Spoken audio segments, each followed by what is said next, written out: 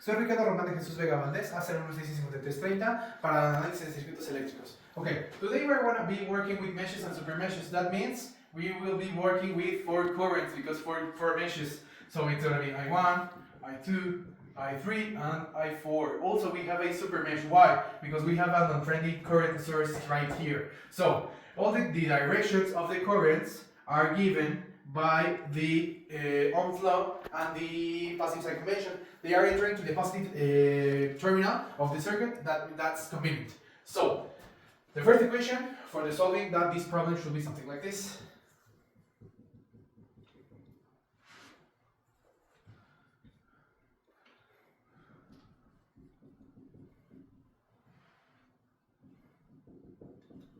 They are equal to 0 because of the Kirchhoff voltage law that says that all voltages together are equal to 0 on a circuit. So I'm going to skip the super mesh equation to the next one so that I can work a little faster, you know. It's a little tricky, this one, so I'm going to be rushing a little. So it should be something like this.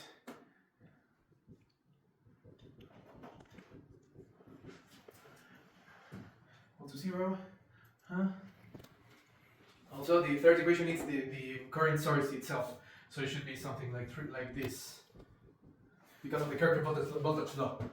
So, also working with this gives us a later equation that we'll be using later for obtaining I3 of the super mesh. So, the last one should be the super mesh one.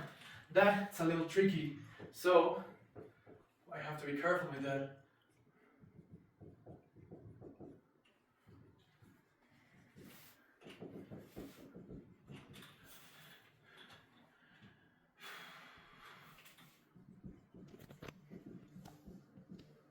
Okay, so now I'm going to factorize them and work with them because we are using a simple calculator to work with this, and our calculator just accepts 3 equations. So we'll be substituting this one and this one after factorizing them all to be easier to work with them.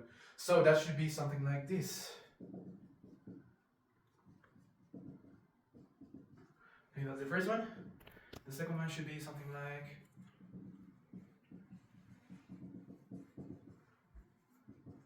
this. The third one is already done, and this is a little tricky, so we'll be substituting this one on I3, so that should be something like this.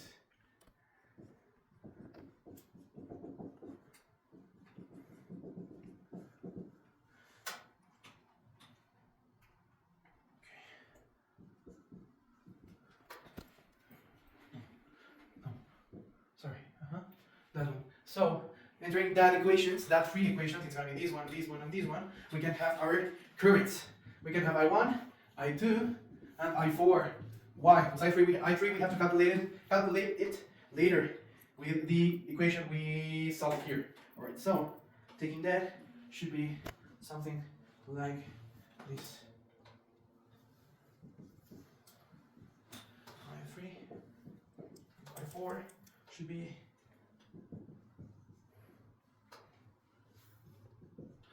I3 also is given by this equation, should be something like this. Alright, so having our currents, it's easier to work with. Why? Because we need the voltage here, and also we know that voltage is equal to resistance times the current.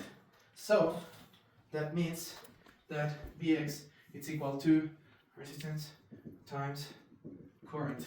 And having that on my calculator gives a total of 5.91 volts. That's our voltage right here. And for the current, for the power right here, we have to use Knott's method. Why? Because we need the voltage right at this mesh. So this is the node that goes to the ground. This is the node A. We need the voltage right here. We already know that's resistance times current. We already have the current, so that's equal to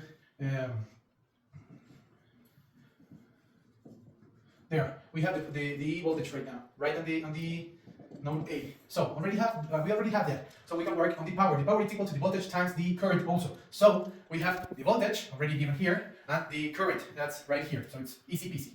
So power is equals to negative 9034. That's why, because of the direction that our current source gives us, times 1/4. That's equal to